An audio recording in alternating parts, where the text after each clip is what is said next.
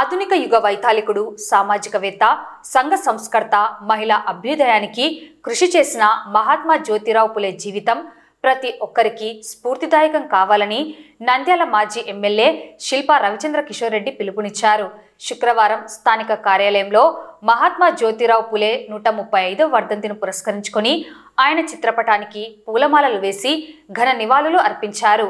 ఈ కార్యక్రమంలో state council member దేశం సుధాకర్ రెడ్డి, మున్సిపల్ చైర్పర్సన్ మాబునిసా, నంద్యాల జిల్లా ప్రధాన కార్యదర్శి సోమశేఖర్ రెడ్డి, నంద్యాల జిల్లా వైఎస్ఆర్సీపీ క్రిస్టియన్ మైనార్టీ అధ్యక్షుడు కారు రవికుమార్, వైసీపీ నాయకులు నెరవాటి సత్యనారాయణ, మాజీ కౌన్సిలర్స్ వెంకట సుబ్బయ్య గౌడ్, జాకీర్ హుసేన్, వైసీపీ నాయకులు పార్థుడు సాయిరాం రెడ్డి, నంద్యాల అసెంబ్లీ యూత్ అధ్యక్షుడు శ్రీనివాసులు మరియు వైసీపీ నాయకులు పాల్గొన్నారు.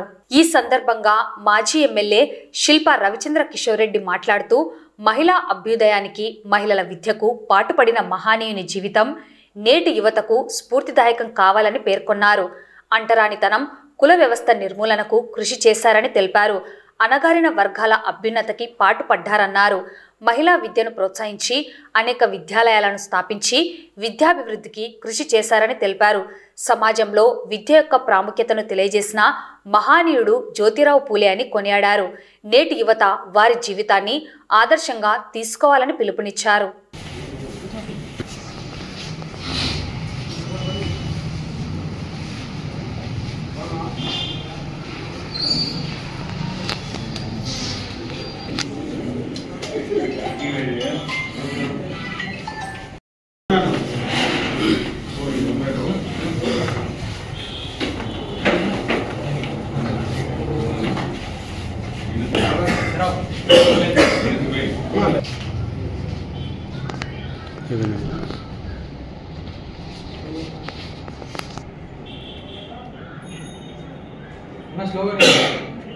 जोहार महात्मा ज्योतिराव फुले, जोहार महात्मा ज्योतिराव फुले। మహాత్మా జ్యోతిరావు పూలే గారి వర్ధంతి సందర్భంగా ఈరోజు వారు చేసినటువంటి సేవా కార్యక్రమాలన్నీ కూడా మరొకసారి మనందరం కూడా స్మరించుకోవాల్సిన అవసరం ఎంతైనా ఉంది.